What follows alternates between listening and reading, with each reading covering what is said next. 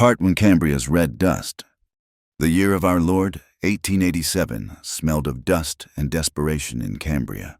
Utah, the dust was a fine red powder, a biblical plague that coated every surface, gritted between teeth, and painted the horizon in a perpetual haze of rust. It was the land itself, parched and weary, giving up its ghost to a relentless sun. For Colt Maddox, the taste of it was the taste of his life, dry, solitary, and tinged with the bitterness of things long dead. At 35, Colt moved with the quiet economy of a man who had learned the hard way that wasted motion could get you killed. His small ranch, nestled in a bend of the Clear Fork River, was a testament to this principle. Fences were mended before they broke, the well was kept clean, and his horse, a stoic buckskin named Gideon, was cared for better than he cared for himself. The ranch was his penance and his sanctuary, the one place where the ghosts of the War of Tennessee Ridges and the faces of men he'd scouted for and against spoke in whispers instead of screams. A piece of shrapnel still lived deep in his left thigh, a cold, dull ache that flared with the coming of storms, a constant reminder of a debt he felt he could never repay. He was a former Union scout, a man who had read the land like a book, but the pages of Cambria were telling a grim story. The drought had its teeth in the territory, and the Clear Fork was a shallow, sluggish version of its former self. But it wasn't just God's will that was choking the life from the town, it was Baron Pike. Pike was a name that tasted fouler than the dust. He had come with the promise of a railroad, a steel artery that would pump life and prosperity into the frontier. Instead, he was a leech. Land prices, manipulated by his agents and backed by his hired muscle, became a weapon. Deeds were questioned, water rights were rerouted, and good families who had broken their backs on the unforgiving soil were being squeezed out for pennies on the dollar. Pike didn't want partners, he wanted a kingdom, and Cambria was to be his first vassal state. Its people the serfs. Sheriff Vale, a man whose spine seemed to be made of candle wax, enforced Pike's version of the law with a weary shrug and a hand that was always open, palm up. Colt wanted no part of it. He had enough war inside him to last a lifetime. He kept to himself, trading for what he needed and speaking only when necessary. His goal was simple: to hold on to his patch of earth, to listen to the river, and to keep the ghosts at bay. But peace, like the rain, was a fickle thing in the West. Market day in Cambria was a brief respite from the slow crush of hardship. It was a cacophony of chickens, haggling, and the rhythmic clang of a hammer on steel from Angel Ortega's blacksmith shop. Angel, his face a roadmap of sun-etched lines and his arms thick as oak limbs, was one of the few men Colt trusted. He nodded to Colt as he passed, a silent greeting that spoke volumes. Colt was trading jerky for a sack of flour at May Lark's general store stand when he saw the trouble begin. May, a woman whose cheerful disposition was a small act of daily rebellion against the town's gloom, suddenly fell quiet, her eyes fixed on the center of the dusty street.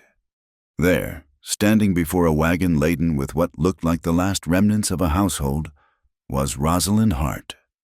Colt knew of her. Of course, everyone did.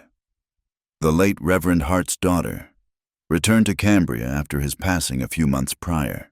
She was 22, with hair the color of dark honey pinned neatly at her neck, and a posture that was straight and unyielding, a stark contrast to the worn calico of her dress. She had her father's chin stubborn and, it was said, his faith. She aimed to protect the small plot of land her father had left her, the one with the little church and the cemetery where he and her mother now lay. She spoke of starting a school for the town's children, a dream that seemed as fragile as a wildflower in the dust. Confronting her were two of Pike's men, one of them a hulking brute named Hutch, whose grin was a collection of yellowed teeth. "Miss Hart," Hutch said, his voice loud enough for the whole market to hear. "Mister, Pike is a patient man, but his patience has limits. His offer for that dry patch of yours is more than generous." The crowd, which had been buzzing with activity, grew still. They had seen this play before.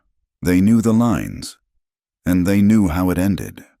Rosalind's voice, when she spoke, was clear and steady, without a tremor. "My land is not for sale. Mr. Hutch, it is my home, and it is the final resting place of my parents. That is a matter of sanctity, not commerce." Hutch chuckled, a low, ugly sound. "Sanctity don't stop a railroad track. Missy, we have a legal claim, a bill of sale." "That's impossible," Rosalind stated flatly. "My father would never have sold. I have the deed, signed and sealed by the territorial office." "Papers can get lost, or replaced," Hutch sneered, taking a step closer. His partner flanked her on the other side. It was a classic piece of intimidation, designed to isolate and humiliate. "Maybe you should reconsider, mister. Pike's offer before things get complicated." Colt felt the familiar, cold knot tighten in his stomach. It was the feeling he'd get before a skirmish, the quiet hum of violence in the air. He saw the townsfolk avert their eyes, good people, but scared. Fear was Pike's most effective tool. Angel Ortega had paused his hammering, his hand resting on the heavy tool. His dark eyes narrowed, but one man against Pike's machine was a fool's errand. Rosalind didn't flinch. She looked Hutch squarely in the eye. "The only thing complicated here, sir, is your mistaken belief that I am a woman who can be frightened off her own property. Now, if you'll excuse me." She made to step around him, but he blocked her path. "Not so fast." That was enough. Colt set his jerky down on May's counter. He didn't draw his Colt peacemaker, which rested easy on his hip. He didn't raise his voice. He simply moved, placing himself between Hutch and Rosalind Hart. He was not as large as Hutch, but he was built of whipcord and gristle, and his eyes, the color of a stormy sky, held a stillness that was more unnerving than any threat. "The lady asked you to excuse her," Colt said. His voice was low, raspy from disuse. Hutch turned, surprised. He sized Colt up, his eyes lingering on the gun. "This ain't your business, Maddox." "A man bullying a woman in the middle of town becomes every decent man's business," Colt replied, his gaze unwavering. "She gave you her answer. Now move along." For a long moment, the only sound was the wind kicking up dust devils in the street. Hutch weighed his options. He knew of Maddox, the quiet rancher who had served as a scout, a man who knew how to handle himself. A fight here would be messy, and Pike preferred his intimidation clean, with a final, venomous glare at Rosalind. Hutch grunted and backed away. "This ain't over," he spat, before he and his partner retreated toward the saloon. The tension in the market broke. People started talking again, a little too loudly. Maylark gave Colt a grateful smile. Rosalind Hart turned to him, her cheeks flushed but her expression composed. "Thank you, Mr. Maddox," she said, her voice formal. "Ma'am," he acknowledged with a slight dip of his head. He was already uncomfortable, the center of attention. He wanted nothing more than to retreat back to his solitude. "They will not stop," she added, a statement of fact, not a plea for help. "No, ma'am," he agreed, "they won't." An unspoken understanding passed between them, a shared recognition of the fight ahead. He saw in her eyes not fear, but a fierce, deep-rooted resolve that he recognized because he had once possessed it himself. Before he could think of anything else to say, he picked up his supplies, tipped his hat, and walked away, the dust swallowing his tracks. That night, the wind began to howl. It wasn't the usual evening breeze that offered a cool reprieve from the day's heat.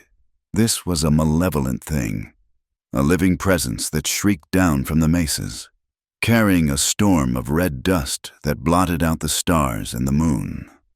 Colt, securing the shutters on his small cabin, felt the old ache in his thigh throb in time with the gusts. It was a bad one, A sandstorm that could strip paint from a wagon and a man of his senses. As he lit a lantern, its yellow glow pushing back the oppressive, swirling darkness. A flicker of movement on the trail leading out of town caught his eye. It was a lone wagon, struggling against the wind. He recognized it as Rosalind Hart's. A fool's decision to travel on a night like this, especially through the treacherous switchbacks of Miller's Pass. But then he remembered the look on her face, the iron in her spine. She wasn't a fool. She was determined, and maybe a little desperate. Perhaps she thought to get to the county seat at first light to register her deed, to build a wall of law around her land before Pike could tear it down. A knot of unease tightened in his gut, the same feeling from the market. Something was wrong. He saddled Gideon, pulled his bandana up over his nose and mouth, and rode out into the teeth of the storm. He found the wagon a few miles from town, just at the base of the pass. It was a wreck. One wheel was shattered, the canvas top ripped and flapping like a wounded bird. The horse was gone, likely broken free in panic, and beside the wagon, huddled against the blowing sand, was Rosalind Hart. Her neat bun of hair had come undone, strands of it whipping across her face. She was holding an old wooden box clutched tightly to her chest. Colt dismounted, leading Gideon closer. The wind nearly tore the words from his mouth.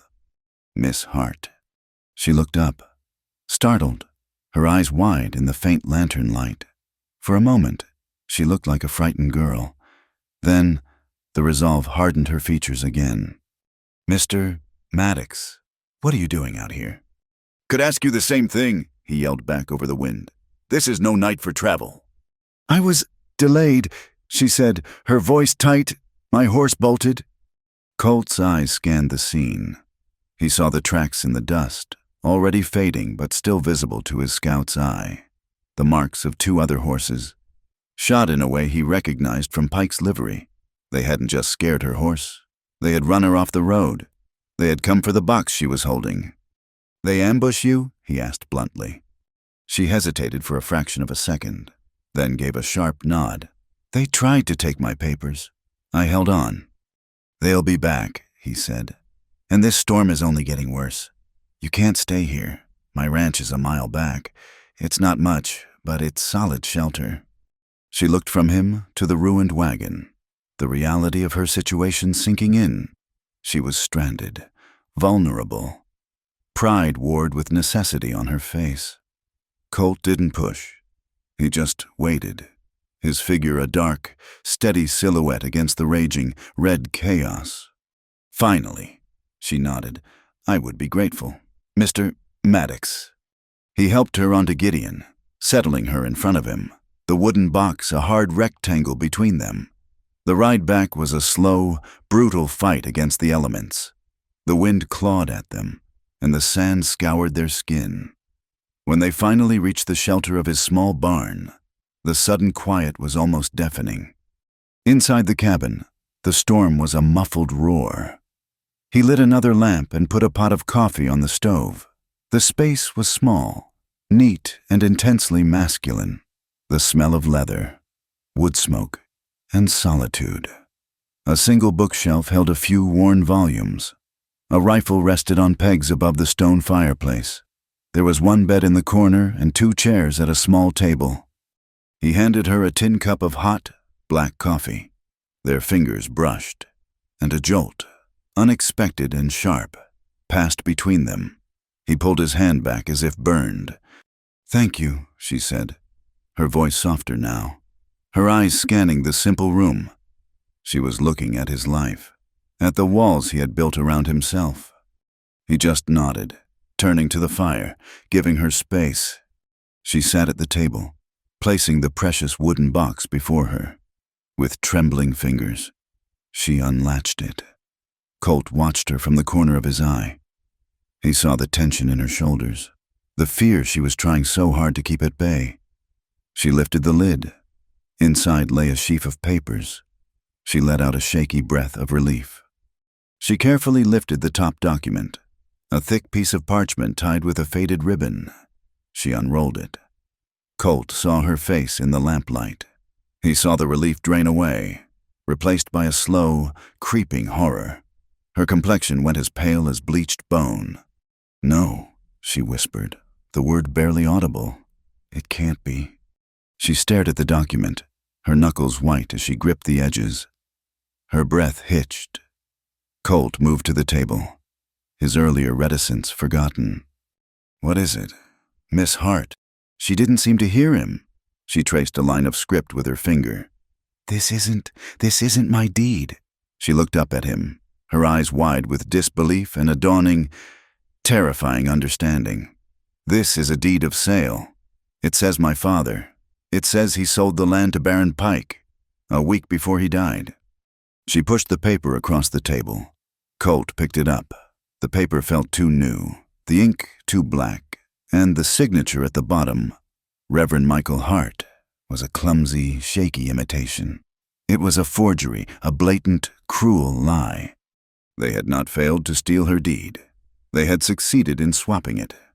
Outside, the storm raged, throwing sand and fury against the small cabin. But inside, a different kind of storm had just broken. Colt looked at Rosalind's stricken face and understood. This was no longer just about a piece of land.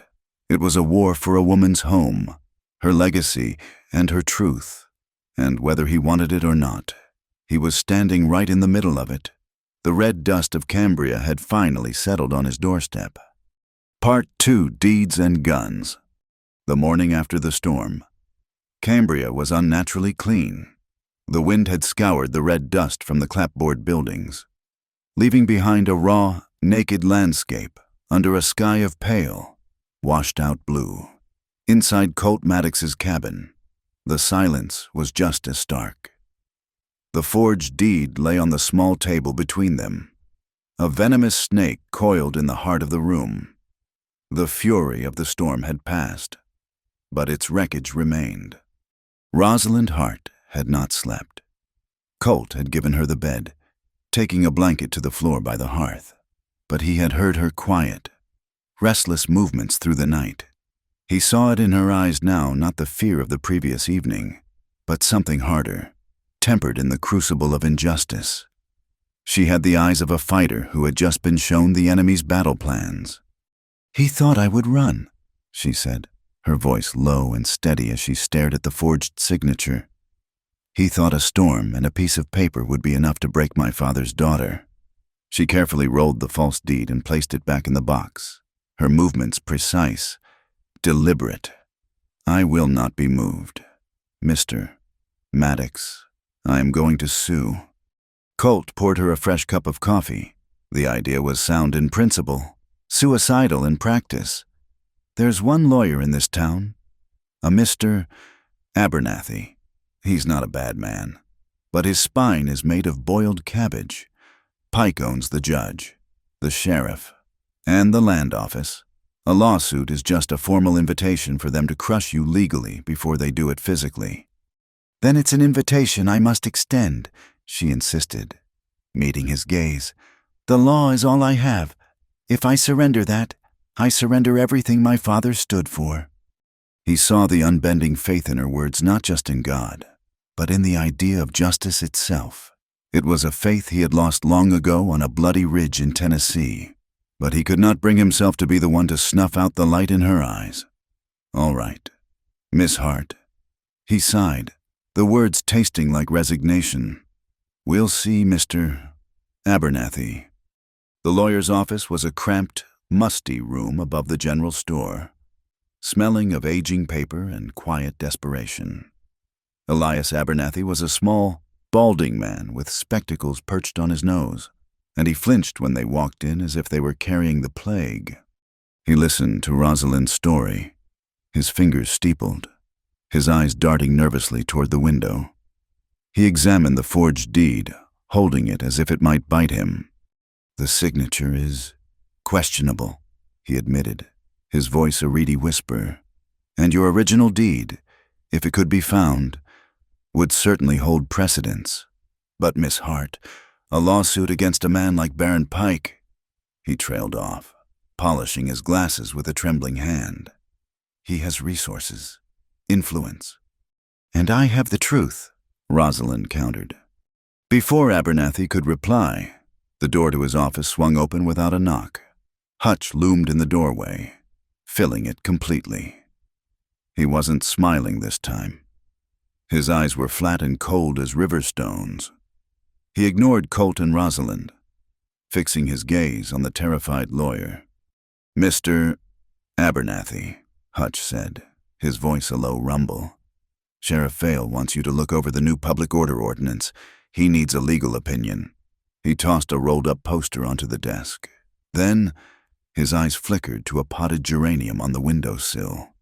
With a slow, deliberate motion, he reached out, snapped the single blooming flower from its stem, and crushed it in his massive fist. He let the red petals fall to the floor. The sheriff is very keen on keeping things orderly. Wouldn't want anything to get broken. He gave a final, pointed look at Abernathy's spectacles and left, leaving the door agape. The threat hung in the air, thick and suffocating as smoke. Abernathy stared at the crushed petals on his floorboards, his face the color of old parchment.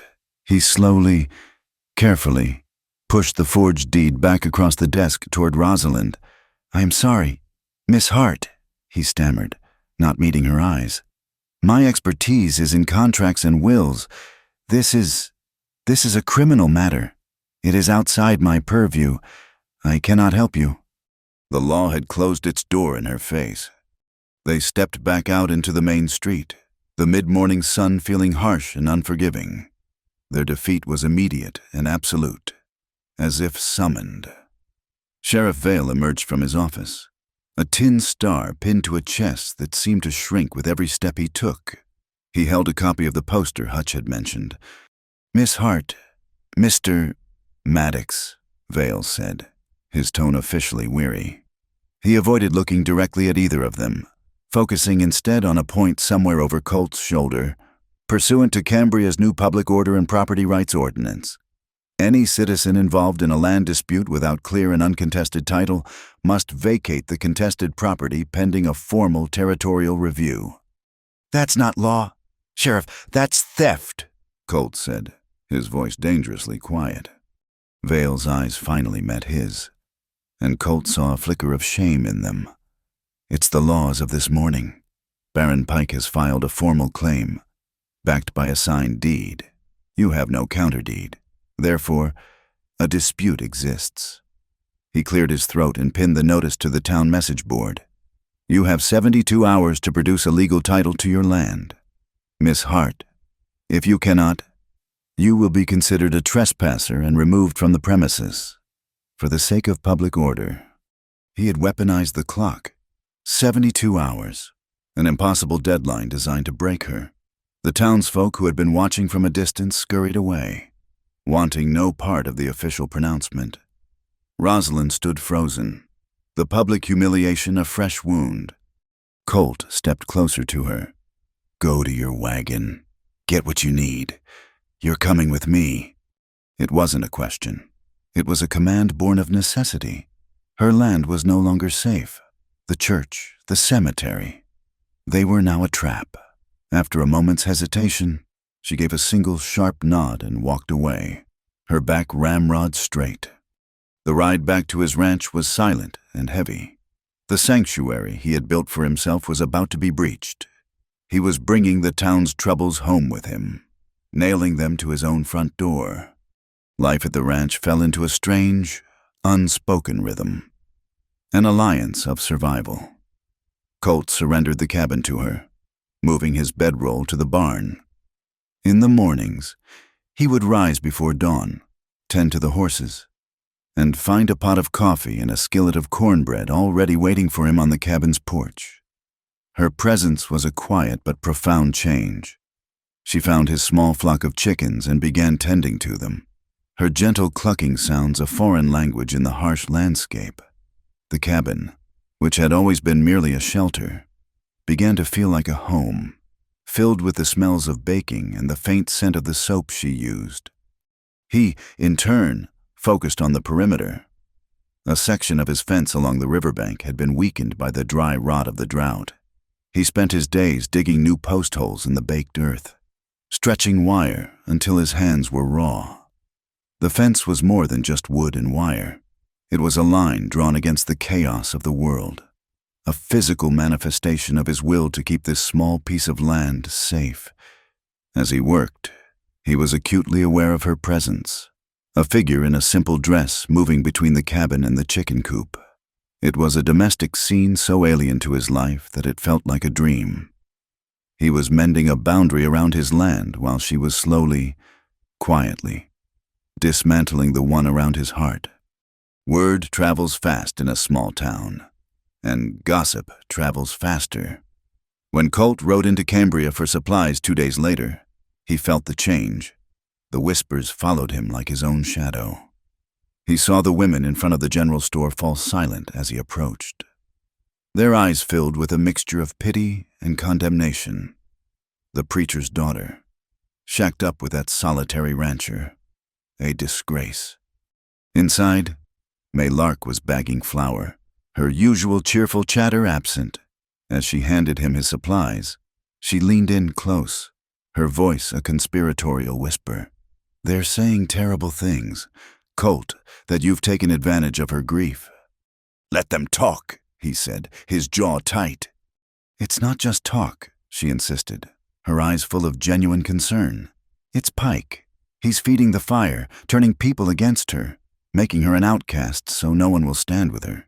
She glanced around the empty store. "But he makes mistakes. He's arrogant."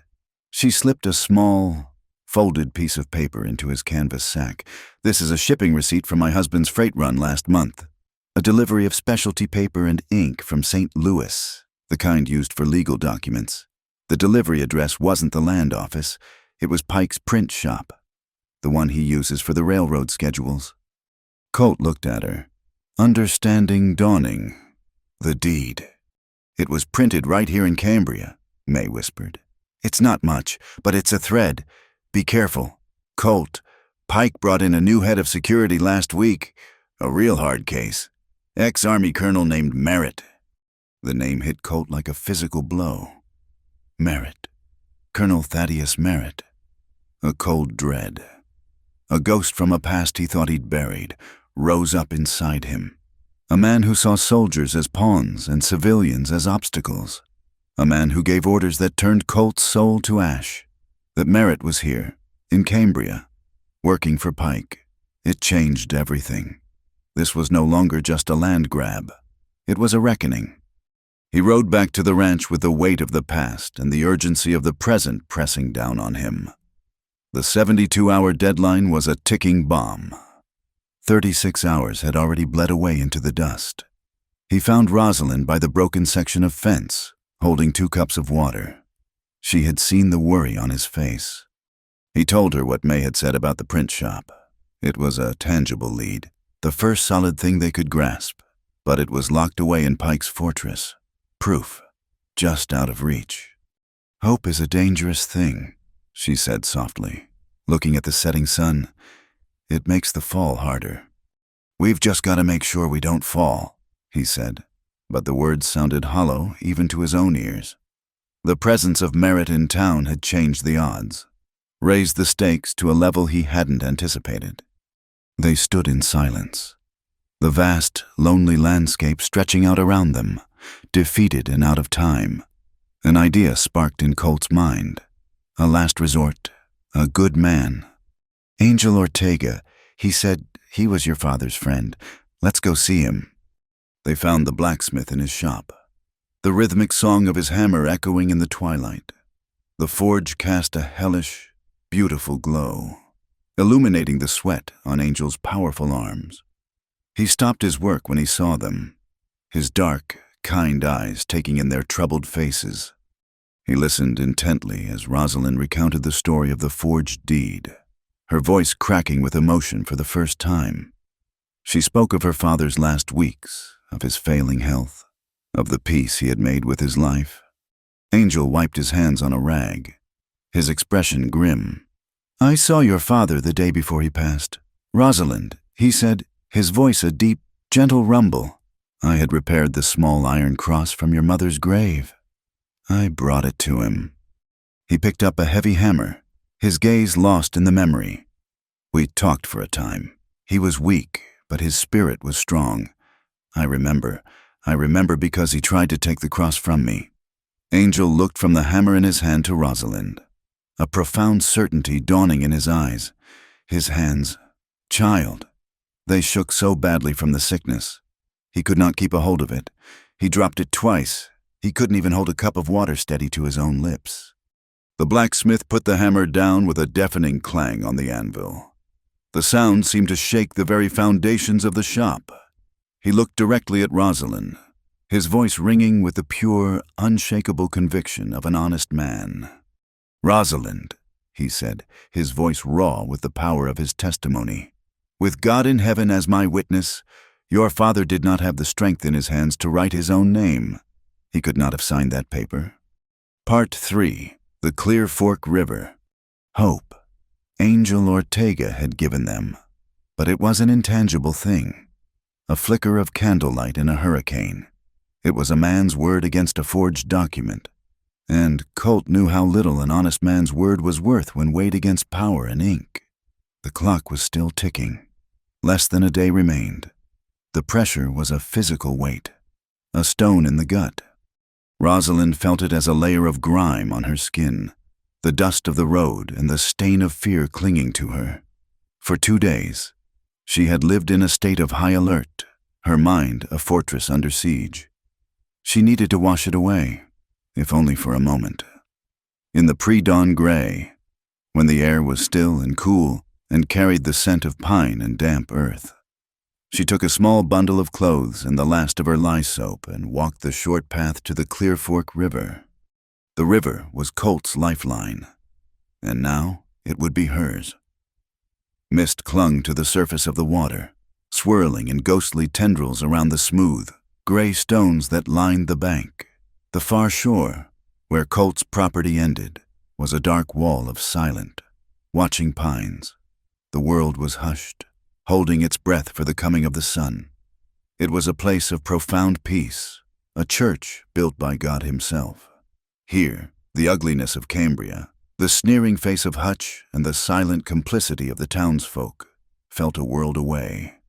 She found a secluded spot, a small cove shielded by a cluster of willows whose branches trailed in the slow-moving current. After laying her clean clothes on a sun-bleached log, she methodically washed the few garments she owned, her hands moving with a practiced rhythm. The cold water was a shock, but a welcome one, chasing away the fatigue in her bones. When she was done, she paused, listening to the silence. There was only the gentle murmur of the river and the distant call of a mourning dove. For the first time since the storm, she felt truly alone, and for the first time, the feeling was a comfort, not a terror. She unpinned her heavy hair, letting it fall down her back, peeling off the worn, travel-stained calico dress, the layers of chemise and petticoat. She folded them neatly. Then, with a quiet resolve, she stepped into the river. The water was breathtakingly cold, raising gooseflesh on her skin. But it was pure. It was a baptism. She submerged herself, the current tugging gently at her hair, and felt the grit and the tension of the past days dissolve. Carried away downstream. She was not just washing her body. She was trying to cleanse her spirit, to find the core of her father's strength within herself for the battle that lay ahead. Colt rose with the first hint of light, his mind already churning. Merit, the print shop, the dwindling hours. His routine was his anchor in the storm of his thoughts. He pulled on his boots, grabbed his tools, and headed for the irrigation sluice gate on his side of the river. The drought meant every drop of water from the Clear Fork was precious, and he had to divert a careful amount into the ditch that fed his small alfalfa field. He moved with the quiet tread of a scout, his eyes scanning the ground, his thoughts 1,000 miles away, back in the war-torn hills of Tennessee, with the ghost of Colonel Merritt at his shoulder. He reached the riverbank, crouching to examine the wooden gate, and that's when he saw her. It was a glimpse, through a gap in the willows on the opposite bank. A flash of pale skin in the pearlescent morning light. The dark cascade of wet hair, the graceful curve of a shoulder breaking the surface of the water. He froze. Every muscle in his body went rigid. A wave of heat rushed to his face, a deep, shameful flush. It was an intrusion, a violation of a moment so intensely private, it felt sacred. His first instinct was to bolt, to run back to the barn and pretend he had seen nothing, but his feet were rooted to the spot. His second instinct, a baser, more primal one, was to look again. He fought it down, his knuckles white as he gripped the handle of his shovel. He turned his back, sharply.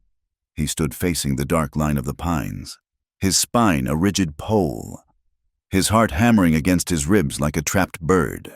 He was furious with himself. He was her protector. He had offered her shelter, safety. And here he was, a peeping fool, a trespasser. He squeezed his eyes shut. The image of her seared into his mind not as an object of lust, but as something fragile and beautiful and utterly vulnerable. And in that moment of profound self-recrimination, a deeper truth struck him with the force of a physical blow. This feeling, this fierce, desperate need to protect not just her body, but her dignity, her privacy, her very soul. It was more than duty. He had taken her in to do the right thing. He had stood up for her because his own tattered code of honor demanded it. But now, standing with his back to the river, refusing to look, he understood. He was no longer just protecting the preacher's daughter. He was protecting Rosalind. His heart, a fortress he had kept locked and barred for a decade, had recognized the truth long before his conscious mind had allowed it. It had recognized its own. He did not leave. He could not.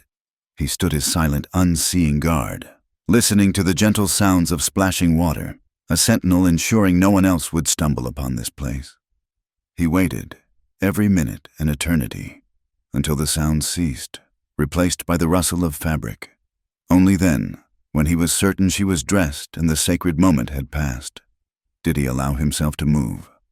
He busied himself with the sluice gate, his movements clumsy, his mind still reeling. When he finally looked across the river again, the sun was beginning to crest the eastern mesas, casting long shadows and setting the mist ablaze. Rosalind was sitting on the large, flat rock where she had laid her clean clothes, combing out her damp hair. She was dressed in a simple, faded blue gown, and the rising sun caught the honeyed highlights in her tresses. She wasn't looking at him, but he felt she knew he was there. There was no surprise in her posture when he finally walked to the edge of his bank. The river, not 20 yards across at this point, was the only thing that separated them. "The water level's dropping," he said, his voice hoarse. It was a stupid thing to say, a farmer's talk, but it was all he could find. She looked up, and her eyes, the color of a summer sky, met his. There was no accusation in them, no shame, only a quiet, knowing calm. "The whole land is thirsty," she replied softly. He nodded, his gaze dropping to the shovel in his hands. "Miss Hart, Rosalind, I apologize if I—" "You have no reason to apologize, Mr. Maddox," she interrupted gently. "You saw nothing that God did not make, and I know you looked away." His head snapped up. How could she know? She gave him a small, sad smile. "You are a man of honor. I've known that since the moment you stepped in front of me in the market. A dishonorable man would have kept looking." The simple sincerity of her words disarmed him completely. The guilt receded, replaced by a profound sense of gratitude.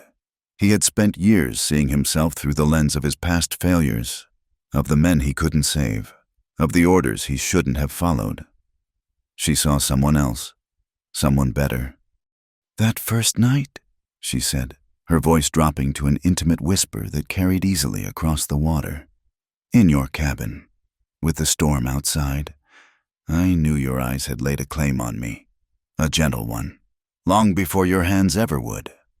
The confession hung in the still morning air, a thing of breathtaking honesty.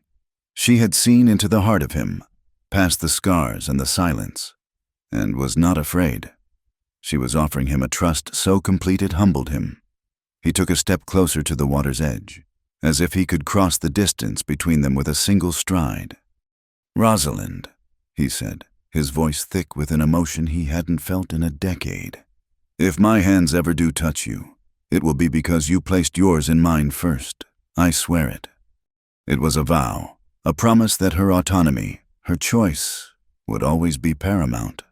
A tear traced a path down her cheek, but she was smiling. The sun was fully up now, warm on their faces, and in its light, something new and fragile and beautiful had been forged between them, a bond of trust as strong as angel's steel, built on a foundation of mutual respect. The moment of peace lingered, but the shadow of the deadline returned with the growing heat of the day. "Angel's testimony gives us a shield," Colt said, his voice turning practical again. "But Pike and Merritt will shatter it. We need a sword. We need proof. That printing plate May told us about." Rosalind's smile faded, replaced by the grim resolve he had come to admire. She stood up, her damp hair clinging to her shoulders. "Then we must get it." "It's dangerous," he warned. "The print shop will be guarded." "My father's grave is in danger. The future of this town's children is in danger," she countered, her voice ringing with clarity. "What is one night of risk compared to that? Our time is nearly gone. We must go tonight." He nodded, his own resolve hardened by hers. "Tonight."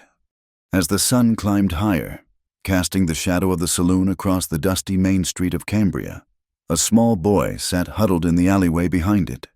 Tommy, an orphan whose age was anyone's guess, lived on the periphery of the town, his ears his greatest asset. He was chewing on a stale crust of bread when he heard the voices from the saloon's open back window. One was the rumbling baritone of Hutch. The other was colder, sharper, with an authority that made the hairs on Tommy's neck stand up. "It's too risky leaving it there," the cold voice said. "That preacher's girl is stubborn, and Maddox is a wolf. They might get desperate." "What's the plan?" Colonel White, Hutch asked.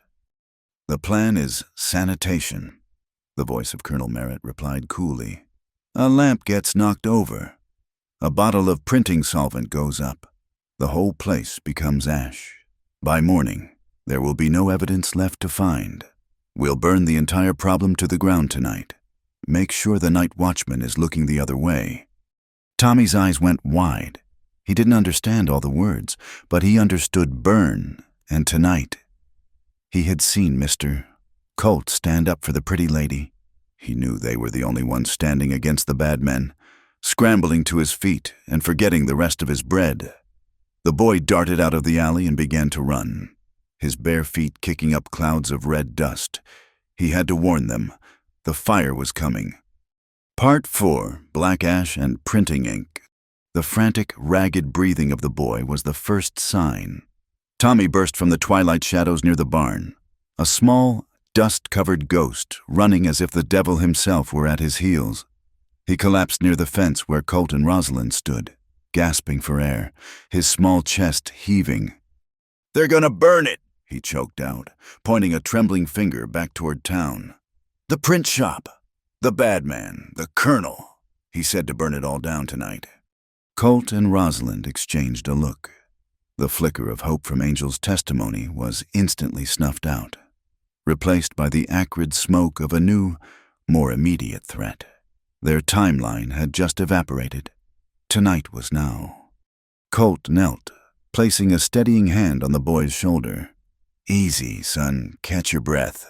Who did you hear?" "The big one, Hutch," Tommy gasped. "And another man, a colonel. They said, knock over a lamp, make it look like an accident." Colonel Merritt. The name was a cold stone in Colt's stomach. He was already here, already moving. This wasn't just a threat. It was a tactical maneuver, a scorched earth policy designed to erase the very possibility of proof. "He's burning his tracks," Colt said, his voice grim. He looked at Rosalind, the question unspoken in his eyes. Her face was pale in the fading light, but her chin was set. "We have to go now," she said, her voice quiet but firm. "Before they do." There was no time for a detailed plan. Colt grabbed a pry bar from the barn while Rosalind fetched a lantern. They met Angel at the edge of town, the blacksmith emerging from the shadows of his shop with a heavy, grim silence, a large wrench in his hand that looked more like a weapon than a tool. The warning from Tommy had passed between them with the urgency of a telegraph wire. The streets of Cambria were quiet. The decent folk shuddered in their homes, leaving the night to the coyotes and Baron Pike's men. They moved through the back alleys, sticking to the deepest shadows, the sounds of their boots muffled by the soft dust. The print shop was a dark block of a building, its front windows facing the main street, its rear door opening onto the narrow, trash-strewn alley. Colt worked the pry bar against the back door's lock, the groan of protesting wood sounding as loud as a gunshot in the stillness. After a tense minute, the lock splintered and the door swung inward into a blackness that smelled of chemicals, paper, and grease. Angel stood guard outside while Colt and Rosalind slipped inside. Colt lit the lantern, keeping the flame low, its yellow glow casting a web of dancing, monstrous shadows. The room was dominated by a massive printing press, a silent, iron beast. Shelves overflowed with paper, and cans of ink and solvent were stacked carelessly in a corner, a tinderbox waiting for a spark. "We're looking for a plate," Colt whispered, his eyes scanning the cluttered room. "A metal block with raised letters. It'll say deed of sale, and your father's name." They split up, searching with a desperate, frantic energy. Every tick of the clock in the distant church tower was a countdown to destruction. Rosalind ran her hands over stacks of type, her fingers coming away black with ink. Colt checked drawers, his movements swift and economical. The place was a chaotic jumble of tools and supplies. Finding one small plate in the mess seemed impossible. "Here," Rosalind breathed, her voice sharp with discovery. She was standing before a small, flat file cabinet, one drawer slightly ajar. She pulled it open. Inside, nestled amongst other plates for railroad schedules and wanted posters, was a single, heavy block of lead alloy. Colt brought the lantern closer. The letters were backward, but the words were clear. Etched into the metal, "Heart Deed of Sale." It was the lie, immortalized in metal, the physical instrument of the crime, without thinking. Rosalind reached out and touched it, her fingertips tracing the cruel, raised letters. When she pulled her hand back, the black, greasy ink had stained her skin, a mark that wouldn't easily wash away. It was the stain of Pike's corruption, but as she looked at it, she felt a surge of defiant strength. It was her evidence now, her vow. "Let's go," Colt urged, taking the heavy plate from her. A floorboard creaked in the front of the shop. Instantly, Colt doused the lantern, plunging them into absolute darkness. He drew his peacemaker, the click of the hammer being cocked unnaturally loud. They heard the front door open and close, followed by the heavy tread of boots.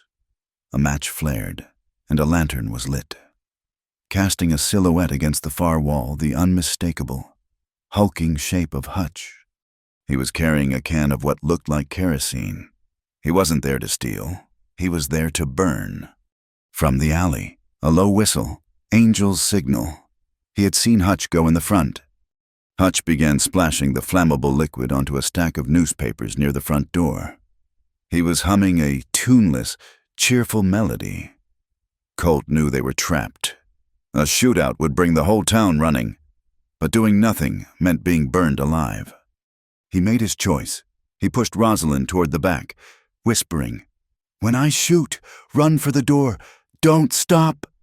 Before he could act, a loud clang echoed from the alley as Angel's wrench met the back door. A diversion. Hutch spun around, startled, his lantern swinging wildly. "Who's there?" he growled, drawing his own pistol. In that split second of distraction, Colt fired. His shot was aimed not at Hutch, but at the lantern in his hand. The bullet shattered the glass, and the lantern fell, spilling burning oil onto the kerosene-soaked papers. Flames erupted with a sudden, violent whoosh, a wall of fire instantly separating them from the front door. Hutch roared in surprise and anger, firing blindly into the darkness. A bullet splintered the wooden frame next to Colt's head.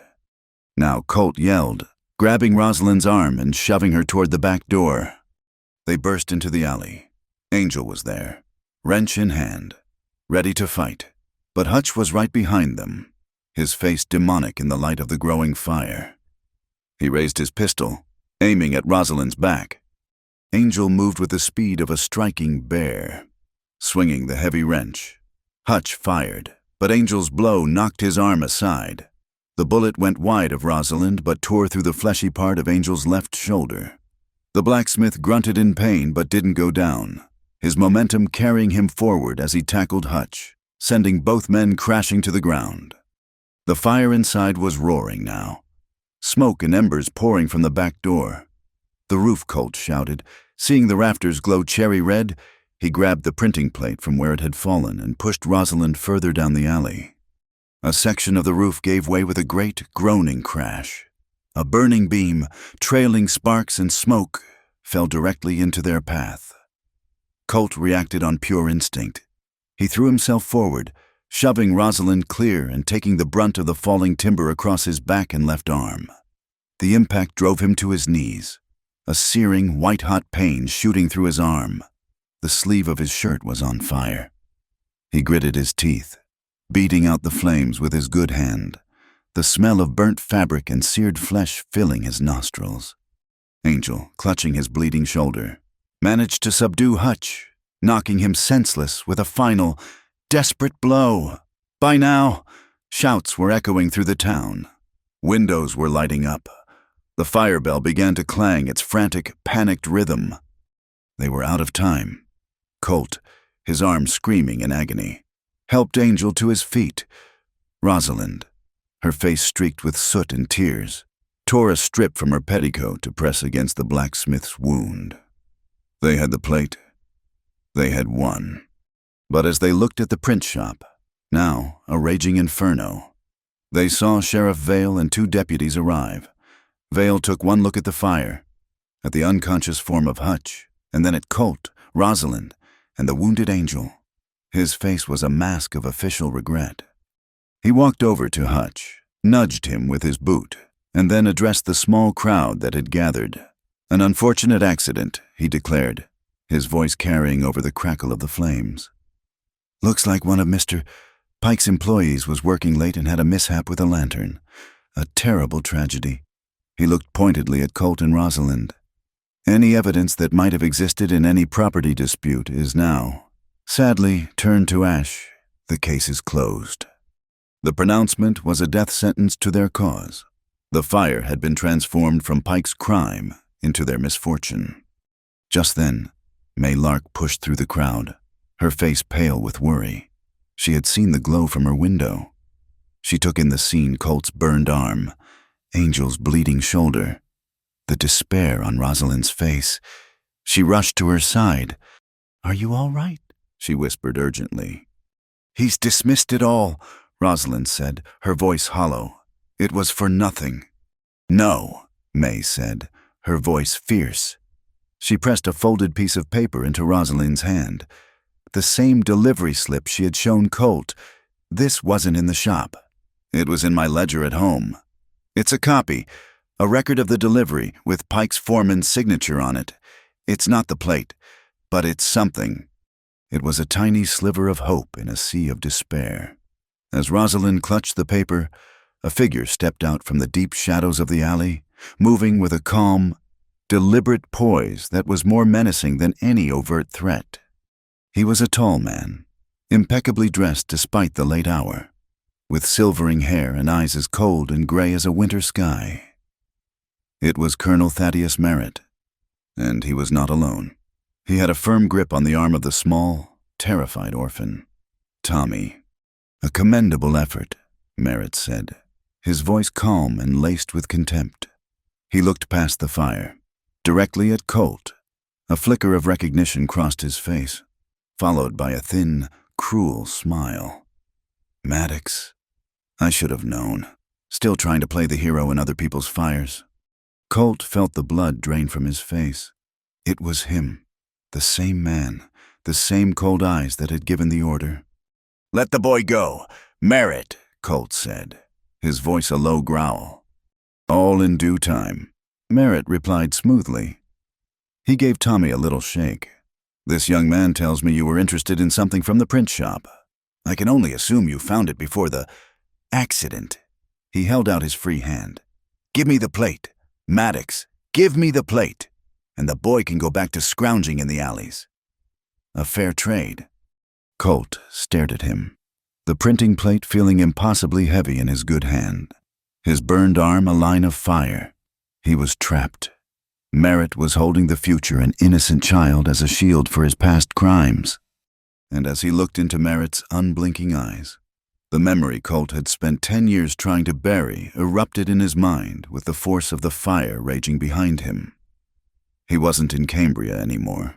He was in Tennessee, the air thick with the smoke of a burning village, a village of women and children, deemed hostile sympathizers. He could hear the screams, and he could see Merritt, sitting calmly on his horse, watching the flames, giving the order with the same detached coolness he was displaying now. "Burn it! Burn it all!" Colt had been a scout. His job was to find the way, not to question the destination. He had followed his orders, and he had survived, carrying the ashes of that day in his soul ever since. Now, the man who had given that order was here, asking him to make another impossible choice: justice for Rosalind, or the life of a child. The ghosts of the past had finally caught up to him. Part 5, The Law of the Gun, or the Law of Conscience. The world narrowed to the space of the alley, a claustrophobic stage lit by the dying orange glow of the fire. On one side stood Colonel Merritt, his grip on Tommy's arm an iron manacle, his face an unreadable mask of cold authority. On the other stood Colt, his burned arm a searing agony, the heavy lead printing plate in his good hand feeling like the weight of all his past sins. The ghosts of Tennessee whispered in his ear, screaming a single, damning word: survive. He had followed orders then to survive. He could follow them now. Give up the proof. Let justice burn with the print shop. And the boy would live. It was the same terrible arithmetic of the battlefield. He saw the boy's wide, terrified eyes, and the choice was made. His shoulders sagged. His arm, the one holding the plate, began to lower. He was a scout, a survivor, not a hero. No. The word was a quiet force, cutting through the crackle of the flames and the ghosts in his head. Rosalind stepped to his side, placing her ink-stained hand on his good arm, stopping its descent. Her touch was not just a physical restraint, it was an anchor, pulling him back from the precipice of his past. He looked at her, his vision blurred by pain and memory. Her face was smudged with soot, her hair a wild tangle, but her eyes were clear and fiercely bright. "We do not trade a life for a lie," she said, her voice ringing with the conviction he had lost. "We save the boy, Colt, and we do it without letting justice die in this alley." Her words were a bucket of cold water, shocking him back to the present. She was right. To surrender was to let Merritt win. To validate the law of the gun he had lived by his entire life. To surrender was to become him. In that instant, a new plan, desperate and wild, sparked between them. It was Rosalind who saw the path. Her gaze flickered past the alley, toward the tall, dark steeple of her father's church, silhouetted against the smoky sky. "The bell," she whispered. "Not for the fire, for the town." Colt understood immediately. A fire brought spectators. A summons brought a congregation. They would move the battlefield from this dark alley into the light, and turn the townspeople from a frightened audience into a jury. "Angel," Colt grunted, looking at the blacksmith who was leaning against the wall, clutching his bleeding shoulder but still very much in the fight. "Can you run?" Angel's teeth flashed in a grim smile, faster than any man with a clear conscience. "My friend." "Create a diversion," Colt ordered, his voice taking on the clipped authority of a field commander. "Rosalind, when he does, you get Tommy and you run for that church. Ring the bell until your arms give out. May, go with him. Rouse whoever you can trust. Get them to the square." Merritt's smile tightened. He had seen the shift in Colt, the hardening of his resolve, a touching display of foolishness. "Maddox." Colt ignored him, his eyes locked on Angel. "Now." With a roar that was pure, primal fury. Angel kicked over a stack of empty barrels, sending them clattering and rolling across the alley. The noise was a sudden, violent explosion of sound. Merritt flinched, his attention pulled for a fraction of a second. It was all they needed.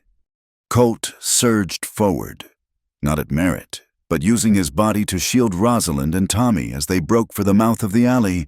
Merritt shoved Tommy aside to aim his pistol at Colt, but Angel was on him, a wounded bull charging one last time. The two men crashed against the brick wall. Rosalind, holding Tommy's small hand in a vice grip, ran as she had never run before. Her lungs burned, her heart hammered against her ribs, but she didn't slow.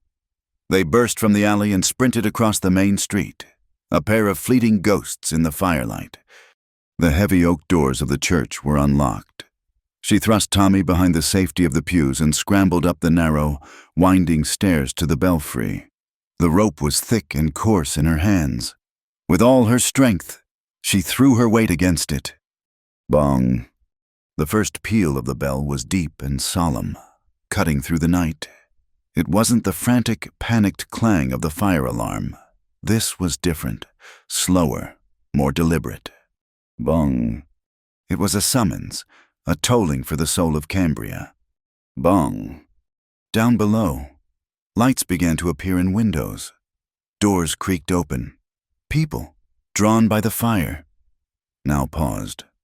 Their faces turned toward the sound of the bell, a question in their eyes. May and a bleeding Angel were already moving among them, their voices urgent whispers, weaving a story of forgeries and threats. The town square, which sat between the church and the smoldering ruins of the print shop, began to fill. The people of Cambria, who had learned to avert their eyes and whisper their complaints, were gathering. Sheriff Vale, trying to disperse the crowd, found himself ignored, his authority swallowed by the ever-pealing bell. The confrontation had been dragged into the open. Colt, using the chaos, had disengaged from the brawl and made his way to the church steps, the heavy printing plate held tight against his body. He stood guard at the doors as Rosalind finally descended from the belfry, her face flushed, her hands raw. The bell fell silent, but its echo hung in the air, charging the atmosphere with a palpable tension. Rosalind did not hesitate. She walked to the top step, the townsfolk parting before her. She was no longer just the preacher's daughter. She was her father's fire, given voice. In one hand, she held the ink-stained delivery slip May had given her. "Sheriff Vale," she called out, her voice clear and strong, carrying across the square. "You say this fire was an accident that destroyed all evidence. You are wrong." She held up the slip. "This is a receipt for the delivery of legal-grade paper and ink, the kind used for official deeds. It was delivered not to the land office, but to Baron Pike's print shop, and it is signed by his foreman." A murmur went through the crowd. It was the first tangible link, the first crack in Pike's wall of power. "This paper was used to print a lie," Rosalind continued, her voice rising. "A forged deed of sale to steal my home, to desecrate the graves of my parents." Vale stepped forward, his face slick with sweat. "Now see here, Miss Hart. This is an unlawful assembly. I order you all to disperse." "And I say this is a town meeting," a new voice cut in. An old woman in a widow's black dress, Elora Gable, stepped out from the crowd. Her family had lost their farm to Pike's Railroad 2 years earlier. "My husband worked himself into an early grave on our land." only to be told a surveyor's line had been misdrawn. We were forced to sell for a pittance, Pike's pittance. Another man spoke up. He diverted the creek from my pasture. His men threatened my boy. The fear that had kept Cambria silent for so long was beginning to burn away in the heat of their collective anger. The dam was breaking. Sheriff Vale looked trapped. He could not arrest the entire town. He looked at Rosalind, standing defiant on the steps, and saw a phantom of his own daughter, Martha, who was nearly her age. He saw her same stubborn chin, her same belief in right and wrong. A fissure of doubt, a hairline crack, appeared in the foundation of his loyalty to Pike. His hand, which had been resting on the butt of his pistol, fell limply to his side. Just as he was about to speak, a buggy clattered to a halt on the edge of the square. A tall, elderly man with a shock of white hair and a preacher's collar stepped down. It was Reverend Daniels from the neighboring town of Stone Creek. "I was on my way to visit my sister when I saw the fire," he announced, his voice a powerful baritone that commanded immediate respect. "But it seems I've stumbled upon a matter of justice, not just tragedy. This young woman deserves to be heard. Sheriff, the word of God commands us to listen to the cries of the oppressed." The arrival of another man of the cloth gave the gathering an undeniable moral legitimacy. Vale was cornered, his authority crumbling from within and without. It was then that Merritt and Hutch, their faces bruised and furious, shoved their way to the front of the crowd. Merritt saw he had lost control of the narrative. This quiet rebellion had to be quashed, immediately and brutally. He drew his pistol. "This assembly is over," he snarled. He didn't aim for the crowd. He aimed for the source of the rebellion. He aimed for Rosalind. Colt saw the move, but Angel was closer. With a cry, the blacksmith, already wounded, threw his body in front of Rosalind. The gunshot cracked through the square, a sound of shocking finality. Angel cried out, a sharp, ragged sound, as the bullet slammed into his chest. He staggered back, collapsing onto the church steps, a dark stain spreading rapidly across his shirt. The crowd screamed. In the ensuing panic and chaos, Tommy, who had been hiding in the church doorway, slipped out and was swallowed by the terrified mob. He was free. Before anyone could react, a carriage, black and polished, pulled up behind Merritt. The door opened and Baron Pike himself stepped out, his movements calm, his face impassive. He surveyed the scene with the cool appraisal of a chess master, the wounded blacksmith, the defiant crowd, his wavering sheriff, and the determined faces of Colt and Rosalind. He had allowed this to go on long enough. He looked at his security chief, his voice devoid of all emotion, but carrying the chilling weight of absolute power. "Merritt," he said, "end this. End it all tonight." Part 6. The Storm on Cambria Bridge. Pike's command, "End it all tonight," was a death sentence delivered with the chilling calm of a man signing a ledger. For a moment, the entire town square seemed to hold its collective breath. The only sounds were the ragged gasps of the crowd, the crackle of the dying fire, and the soft, terrible gurgle from Angel Ortega as he lay bleeding on the church steps. Then the world answered. A sudden, violent gust of wind tore through the square, kicking up dust and ash, whipping at clothes and extinguishing lanterns. It was a physical blow, a prelude. The sky, which had been a smoky canvas of stars and haze, was being consumed by a bruised, purple-black darkness that rolled in from the west. A low, guttural rumble echoed from the mountains, a sound far too deep to be a gunshot. It was the growl of an approaching thunderstorm. The spell of fear was broken by the urgent need for action. Colt saw Merritt raising his pistol again, saw the cold, calculating look in his eyes. This wasn't a fight they could win here, surrounded and exposed. "Get him inside the church," Colt yelled to May and Reverend Daniels, pointing at the fallen angel. "Rosalind, with me. We have to draw them away." He didn't wait for an answer. He grabbed Rosalind's arm, pulling her off the steps. He seized the reins of a horse tied to a nearby post, its eyes wide with panic. In the chaos, he saw Tommy, small and terrified, and scooped him up, placing him in front of Rosalind on the saddle. "Hold on to him," he commanded, his voice a raw bark against the rising wind. He swung himself up behind them, the printing plate a cold, hard weight tucked into his belt. They galloped out of the square, heading for the only escape route, the long wooden bridge that spanned the Clear Fork River at the edge of town. Behind them, he heard Merritt shouting orders, the sounds of Pike's men giving chase. They were the bait, and the trap was the entire town of Cambria. They thundered onto the bridge just as the first fat, cold drops of rain began to fall. The wooden planks rumbled beneath the horses' hooves like a drumbeat of doom. And then they saw it. At the far end of the bridge, silhouetted against the churning sky, were a half-dozen riders, blocking their path. Hutch, his face a mask of brutal satisfaction, was at their head. They were trapped, boxed in on a narrow span of wood and timber, with a rising river below and death closing in from both sides. The storm broke in all its fury. The sky tore open, and rain came down not in drops but in solid, blinding sheets.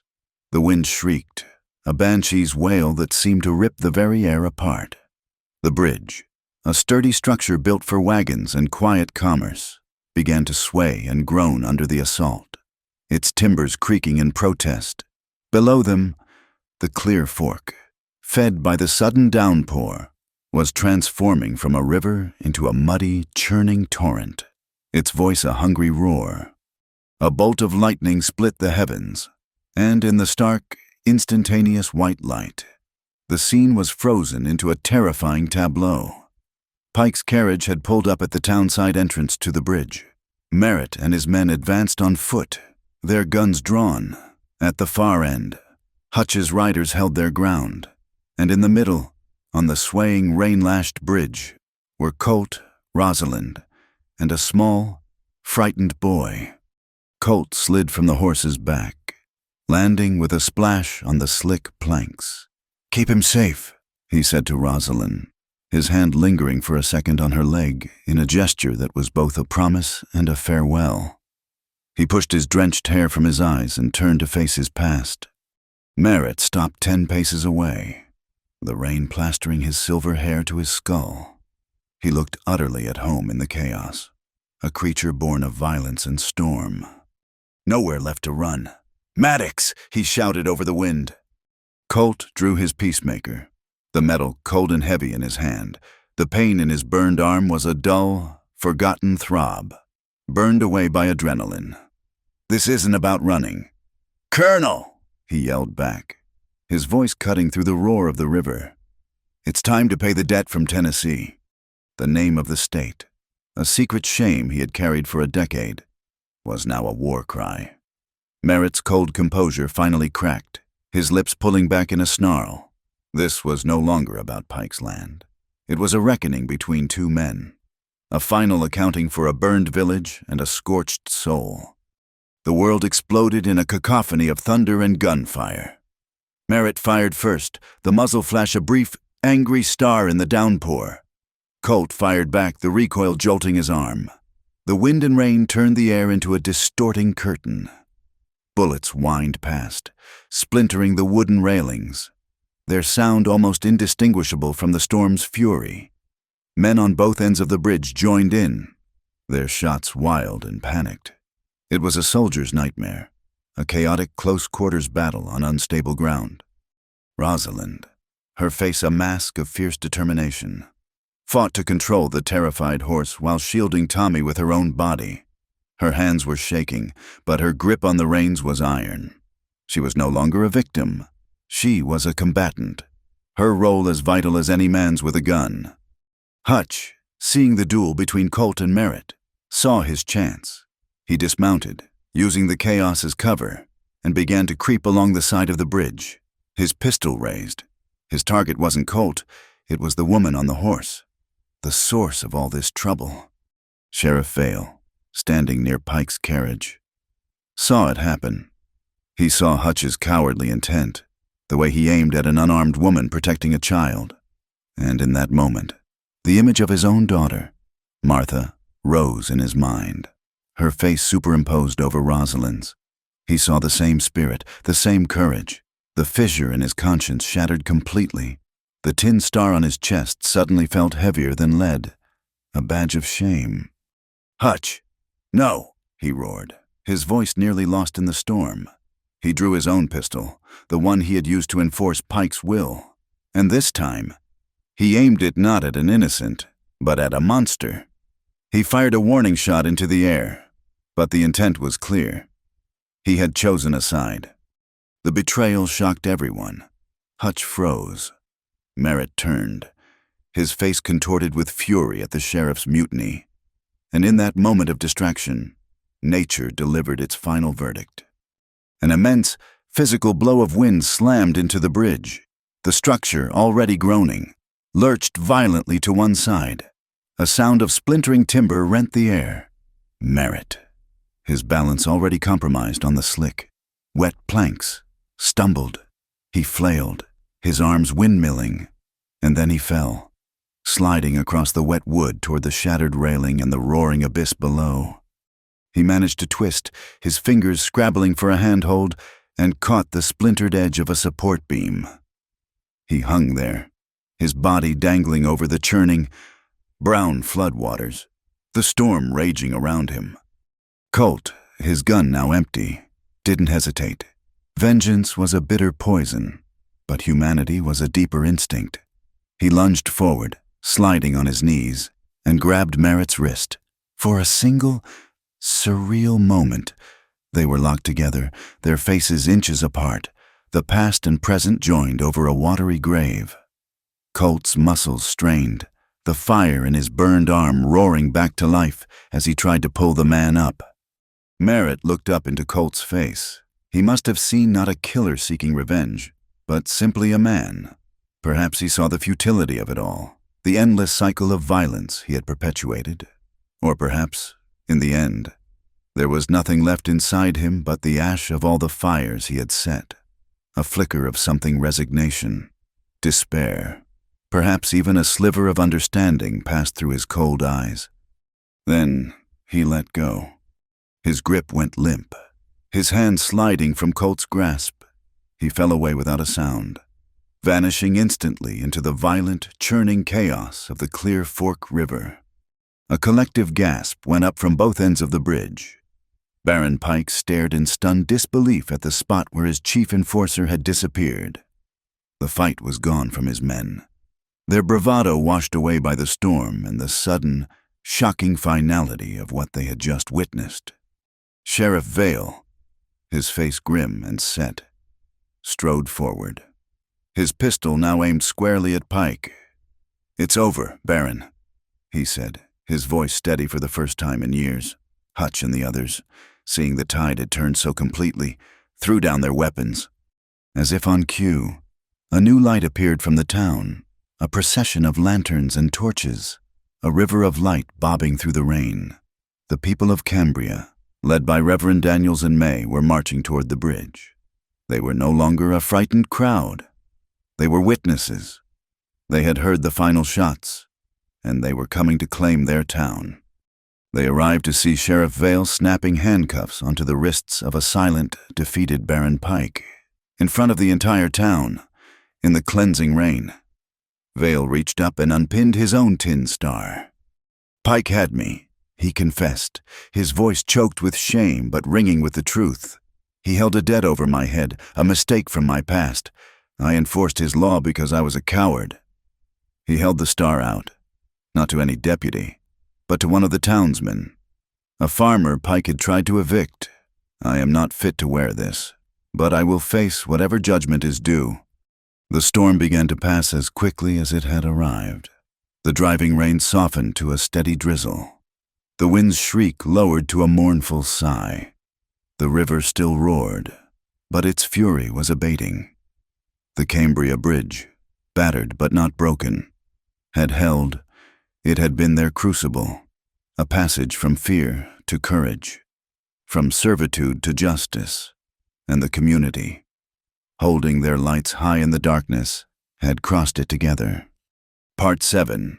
After the thunder, the people. Dawn broke not with a bang, but with a whisper.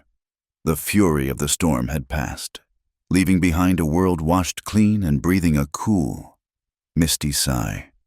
The red dust of Cambria was gone, replaced by the dark, rich color of damp earth. The air, scrubbed of its grit, smelled of rain and wet pine and the faint, clean scent of ozone. It was a morning of quiet resurrection. On the battered Cambria Bridge, the night's chaos had given way to a somber, orderly resolution. Baron Pike, his fine suit soaked and mud-stained, his face a stony mask of disbelief, was loaded into a federal marshal's wagon. He was no longer a king in his own territory. He was a prisoner, destined for the territorial court, his empire of fear already beginning to crumble. Sheriff Vale, now simply a man named Vale, sat quietly on a crate, his hands not in cuffs but resting on his knees. He had surrendered himself and his story to the newly arrived marshal. A stoic man sent by the circuit judge Reverend Daniels had summoned the people of Cambria, who hours before had feared Vale's authority, now looked upon him with a complex mixture of resentment and gratitude. He had been their jailer, but he had also been their key, a petition, handwritten by Elora Gable on the back of a general store flyer, was already circulating a plea for leniency for the man who, in the final, crucial moment, had chosen conscience over cowardice. The heart of the town's concern, however, lay in the church. Angel Ortega was alive. The bullet had missed his heart, but the wound was severe. He lay on a makeshift bed of pews, his breathing shallow, with May Lark and Reverend Daniels tending to him, their faces grim but hopeful in the soft light filtering through the stained glass windows. The community, once a collection of isolated, fearful individuals, had become a single, breathing organism, its first instinct to care for its wounded. Colt and Rosalind rode back to the ranch as the sun began to burn the mist from the river. The journey was a blur of exhaustion and pain for Colt. His burned arm was a line of agony, and every muscle ached from the fight, but it was a different kind of journey than any he had taken before. As they passed through the edge of town, people didn't avert their eyes. They nodded. A farmer offered a quiet, "God bless you both." The whispers of gossip had been replaced by murmurs of respect. Back in the cabin, the stillness was a balm. The front door, which Colt usually kept shut and barred against the world, was left ajar, and a gentle breeze, smelling of wet earth and new beginnings, drifted through the small room. "Sit," Rosalind commanded, her voice soft but unyielding. She had a bowl of clean water and strips of linen torn from one of her few remaining petticoats. Colt slumped into a chair at the table, a wave of dizziness washing over him. He tried to protest, a reflexive instinct to hide any weakness. "It's just a burn. It'll be fine." "It is not fine," she said, her voice catching slightly. She gently took his arm. He flinched as she began to peel away the charred, stuck remnants of his shirt sleeve. The sight of the raw, blistered skin beneath made her draw a sharp breath. For a long moment, she simply looked at it, at the price he had paid for her, for the town. Then, with infinite care, she began to clean the wound. He bore it in silence, gritting his teeth, his eyes fixed on her face. He watched the fierce concentration in her brow, the gentle, precise movements of her hands. These were not the hands of a helpless victim. They were the hands of a healer. He had spent a decade building walls around his heart, believing he was too damaged, too stained by the past to ever let anyone in. But this quiet woman, with her preacher's faith and her core of iron, had walked through them as if they were nothing more than mist. "I was a scout. In the war," he said, the words coming out rough, pulled from a place he kept locked away. "For a man named Merritt. He gave orders. I followed them. There was a village, smoke and ash. I've carried it with me ever since. It was a confession, a laying down of his heaviest burden. He expected to see horror or pity in her eyes. Instead, he saw only a deep, profound understanding. You followed orders, she said softly, her hands never ceasing their gentle work. But last night, you followed your own heart.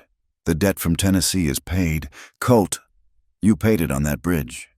When she finished bandaging his arm, securing the last strip of linen, her hands lingered on his. He looked down at them, her ink-stained fingers resting against his bruised and calloused ones. The intimacy of the moment was more powerful than any kiss. It was an acceptance of all of it. The scars, the pain, the shared victory. Later that week, Cambria became the seat of justice. The circuit judge, a stern but fair man named Hawthorne, convened a formal hearing in the church. The room was packed, not with frightened spectators, but with active citizens. Baron Pike was gone, but his railroad company had sent a lawyer from Salt Lake City, a man in a slick suit who looked deeply uncomfortable in the rustic setting. The hearing was not a dramatic affair of legal maneuvering. It was a simple, powerful recitation of the truth. May Lark presented her husband's freight ledger. Elora Gable and 2 other farmers gave sworn testimony about Pike's methods of intimidation and land theft. The foreman, who had signed the delivery slip, facing federal charges, confessed everything. Then Rosalind took the stand. She did not raise her voice. She did not weep. She simply held up the ink-stained delivery receipt and told her story, from the first confrontation in the market to the fire in the print shop. Her testimony was a clear, unshakable pillar of fact in the center of the room. When she was done, a deep silence fell over the church, a silence of profound respect. The railroad's lawyer, seeing the tide of evidence and public opinion was an unstoppable flood, rose and made a startling announcement. The company, he stated, was appalled by the unsanctioned actions of Mr. Pike and his associates. They were officially withdrawing all contested land claims in the Cambria territory. Furthermore, they would establish a fund for fair compensation to any family, like the Gables, who had been wrongfully displaced. It was a corporate surrender, a cold calculation to cut their losses and save their reputation. But to the people of Cambria, it was a total victory.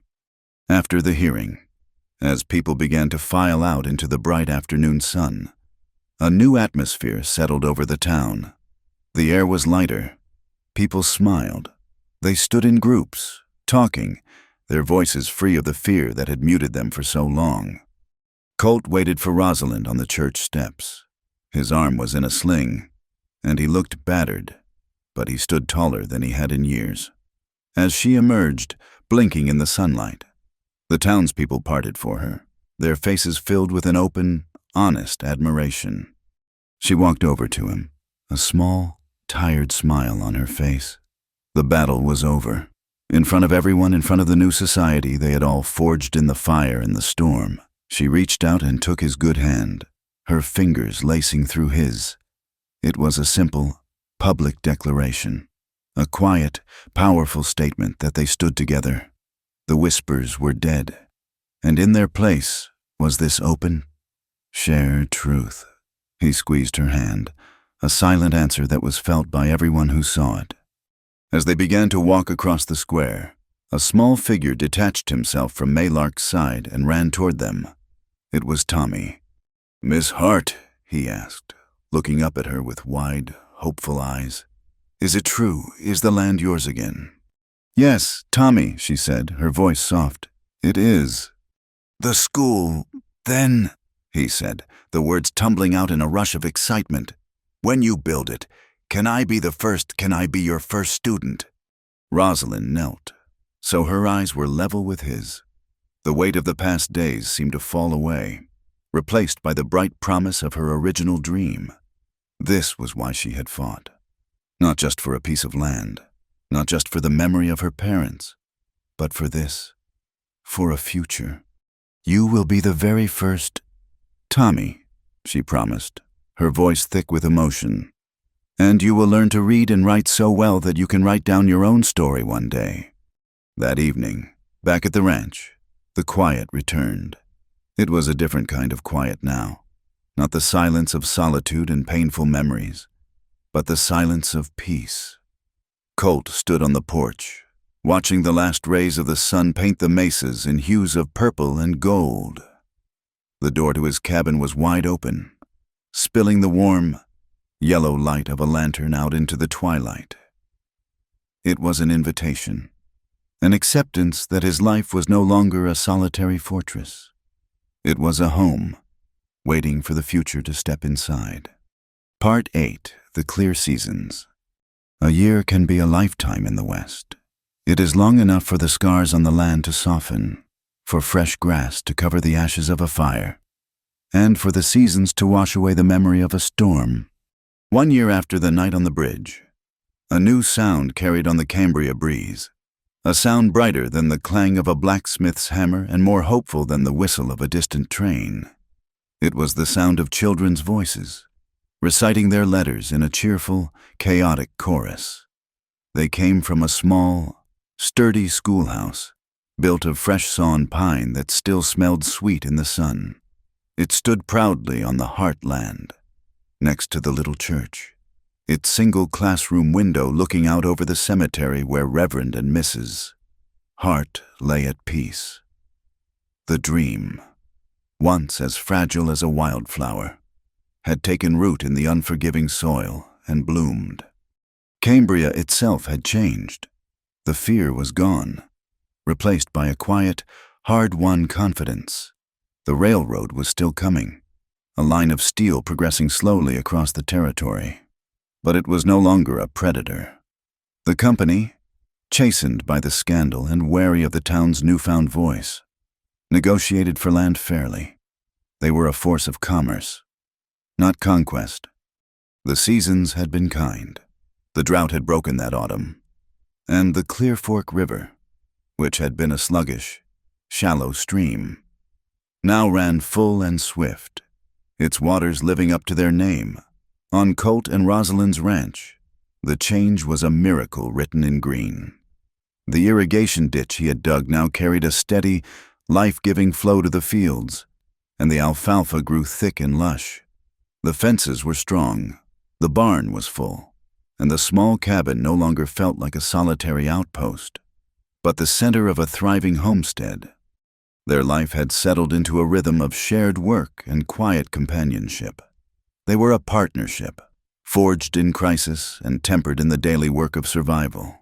He taught her how to mend a fence and read the sky for weather. She taught him how to laugh again. A low, rusty sound at first, that slowly became as natural as breathing. They were a fixture in town, the rancher and the schoolteacher. The whispers were long dead, replaced by a deep and abiding respect. They were Colt and Rosalind. But the promise made that misty morning by the river, the vow he had sworn about his hands, remained a sacred, unspoken space between them. He had held her hand in public, steadied her on a rough patch of trail, and helped her from the wagon. But the line had never been crossed. It was a testament to his honor, a quiet acknowledgement that her trust, freely given, was a thing more precious than passion. He was waiting for her to place her hand in his, not just as a partner, but as a wife. The invitation came on a cool evening in the early fall. A year to the week after the fire, a gentle rain had begun to fall, a soft drumming on the roof that insulated them from the outside world. Inside the cabin, a single oil lamp burned on the table, its golden glow pushing back the shadows, creating an island of warm, intimate light. The air smelled of wood smoke and the stew she had made for supper. They sat in comfortable silence, the way people do who know each other's hearts without the need for words. Rosalind rose and went to the small wooden chest that held her most precious belongings. From it, she took her father's Bible. It was a heavy, leather-bound book, its pages worn thin by years of loving use. She placed it on the table, directly in the pool of light from the lamp. Then, from a small cloth pouch, She took out two simple, slender rings. They were not gold or silver, but bands of polished iron, forged by Angel Ortega as a wedding gift. He was walking again, his arms still stiff but his spirit as strong as the metal he worked. He had made the rings from the melted-down remains of an old, broken plowshare, turning a tool of hard labor into a symbol of their enduring love. Rosalind placed the two rings side by side on the cover of the Bible. She did not look at Colt. She simply looked at the rings, at the book, at the commitment they represented. It was a silent question, an offering. Colt watched her, his heart a tight, painful knot in his chest. He saw the trust in her posture, the quiet courage in the simple act. This was not a surrender. It was a choice, a free and sovereign soul, inviting him in. He rose from his chair and walked around the table to stand beside her. He looked down at the rings, at the holy book that had been the foundation of her life. Then he looked at her. The lamplight caught the honeyed strands of her hair and the deep, trusting blue of her eyes. Slowly, as if in a dream, he reached out his hand, the one that was not scarred by the fire, and held it open, palm up. He did not speak. He did not have to. The vow he had made a year ago hung in the air between them. If my hands ever do touch you, it will be because you placed yours in mine first. Rosalind looked from his open hand to his face. She saw the years of pain, the ghosts of his past, and the profound, steady love that had finally brought him into the light. A single, happy tear traced a path down her cheek, and then, with a small, sure smile, she placed her hand in his. His fingers closed around hers, a touch that was both a promise and a prayer. It was the closing of a circle, the fulfillment of a vow. The rest of the world, with its struggles and its noise, fell away, leaving only the sound of the rain, the warm glow of the lamp, and the quiet, sacred beginning of their life together. The next morning, the sun broke over the mesas, its light glinting off a world still damp and fresh from the night's rain. Colt and Rosalind walked the path to the river, but they were not alone. A small, chattering procession of children followed them, their school day beginning not with books, but with a lesson from the land. At the head of the line, his chest puffed out with pride, was Tommy, carrying a tin pail for collecting interesting stones. They stood on the bank where she had bathed, the place where he had first understood the truth in his own heart. The river was no longer misty and secretive. It was clear, the sunlight penetrating deep, illuminating the smooth, multicolored stones on the riverbed. It was a season of clarity, a season of peace. Rosalind watched the water flow past, its surface sparkling as if scattered with diamonds. She looked at Colt, who stood beside her, his hand holding hers, their fingers laced together in a comfortable, unbreakable bond. She smiled, a soft, private smile, meant only for him. "That first night at the ranch," she said, her voice a near whisper, recalling her own words from a lifetime ago, but with a new and vital addition. "Your eyes claimed me before your hands ever could, and only when I placed my hand in yours did we cross over." He looked from her face to the clear, life-giving water, and then back again. The ghosts of Tennessee were gone, washed away by the river, by her love. He brought her hand to his lips and kissed her knuckles, a simple, profound gesture of devotion in the bright morning sun. "And I will hold that hand," he replied, his voice rough with an emotion too deep for any other words. "Even when the seasons run dry." Thank you for listening to our story. We'd love to know where you're tuning in from, so please leave a comment below to connect and share your thoughts. Don't forget to subscribe to our channel, Wild West Night. Like the video, and support us by hitting the hype button to help this story reach more listeners.